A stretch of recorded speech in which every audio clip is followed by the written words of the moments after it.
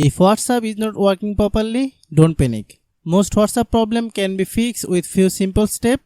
First, check your internet connection. Make sure you are connected to Wi-Fi or mobile data and try opening a website to see if your connection is working. If the internet is fine, restart your phone and open WhatsApp again. Next, check if WhatsApp is updated to the latest version from App Store or Play Store. An outdated app can cause crashes, messaging not sending or other issue. Also, make sure your phone has enough free storage, and low storage can affect your performance. If you are not receiving messages, check the background data and notifications are enabled for WhatsApp. You should also verify the date and time on your phone are set automatically. Incorrect time settings can cause connection problem. Sometimes the issue is not your phone. WhatsApp server may temporarily down until the service is restored.